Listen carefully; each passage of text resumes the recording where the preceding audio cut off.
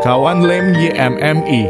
Seperti yang sudah diketahui bersama, Mahkamah Konstitusi menolak seluruh permohonan uji formil Undang-Undang Nomor 6 Tahun 2023 tentang penetapan Perpu Nomor 2 Tahun 2022 tentang Cipta Kerja menjadi undang-undang pada sidang pembacaan putusan hari Senin 2 Oktober 2023. MK menyampaikan putusan 5 perkara ini secara berturut-turut, yaitu pertama, perkara nomor 54 PUU XXI 2023. Permohonan uji formil diajukan oleh 15 organisasi buruh, yaitu Federasi Kesatuan Serikat Pekerja Nasional, Federasi Serikat Pekerja Farmasi dan Kesehatan KSPSI, Federasi Serikat Pekerja Kimia Energi dan Pertambangan KSPSI, Federasi Serikat Pekerja Logam, Elektronik dan Mesin SPSI, Federasi Serikat Pariwisata dan Ekonomi Kreatif KSPSI, Federasi Serikat Pekerja Listrik Tanah Air Pelita Mandiri Kalimantan Barat,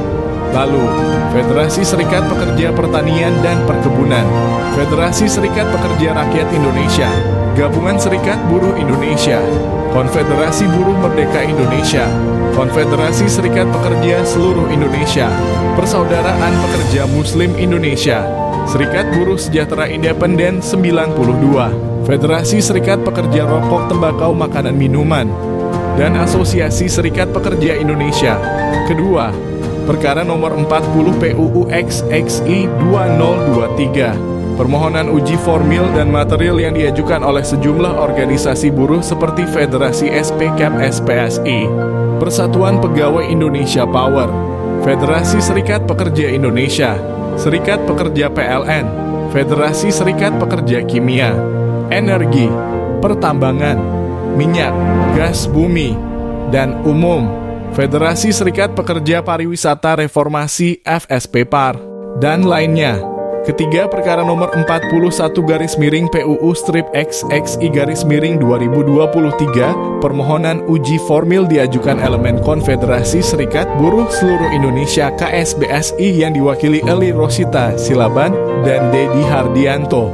Keempat, perkara nomor 46 PUU XXI 2023. Permohonan uji formil diajukan oleh 14 kelompok sipil dan organisasi buruh dari mulai Serikat Petani Indonesia SPI, Federasi Serikat Pekerja Pertamina Bersatu FSPPB, Konsorsium Pembaruan Agraria KPA, dan lainnya. Dan yang terakhir, yang kelima adalah perkara nomor 50 PUU XXI 2023. Adalah permohonan uji formil yang diajukan elemen Partai Buruh diwakili Said Iqbal selaku Presiden dan Ferry Nusarli sebagai Sekretaris Jenderal. Menolak permohonan pemohon untuk seluruhnya, ujar Ketua MK Anwar Usman dalam sidang pembacaan putusan. Pada intinya, MK melihat bahwa pembentukan Perpu Ciptaker yang belakangan ditetapkan sebagai undang-undang oleh MK tidak bermasalah.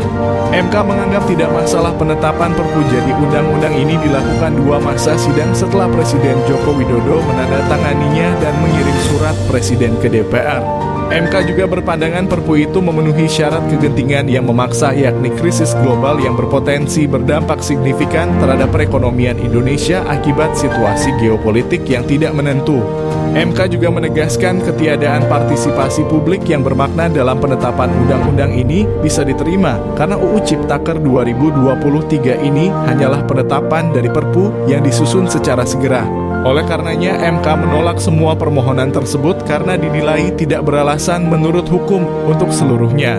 Kendati demikian, putusan 5 perkara ini diwarnai perbedaan pendapat atau dissenting opinion dari 4 hakim konstitusi, yaitu Wahidudin Adams, Saldi Isra, Ernie Nurbaningsih, dan Soehartoyo.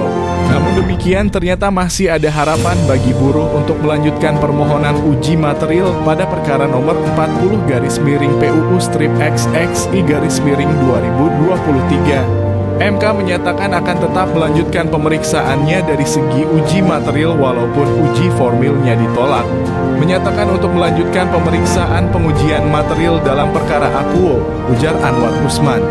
Keputusan tersebut diambil dalam rapat permusyawaratan hakim MK oleh 9 orang hakim Mahkamah Konstitusi. Kendati begitu, MK belum mengumumkan kapan sidang uji material akan digelar. Diketahui ada 2 jenis pengujian dalam praktik MK, yaitu uji material dan uji formil. Dalam uji material, objek pengujian adalah materi muatan undang-undang, sedangkan uji formil menyoal proses pembentukan undang-undang. Jadi dalam uji material nanti, bila hakim memutuskan bahwa pasal-pasal yang diuji adalah inkonstitusional, maka pasal-pasal tersebut batal. Akankah kemenangan berpihak kepada kaum buruh? Atau haruskah kaum buruh menunggu pemimpin pemerintahan yang baru yang berpihak dan memperhatikan nasib kaum buruh? Jangan tinggal diam kawan, karena ini menentukan nasib kita dan nasib anak cucu kita nanti.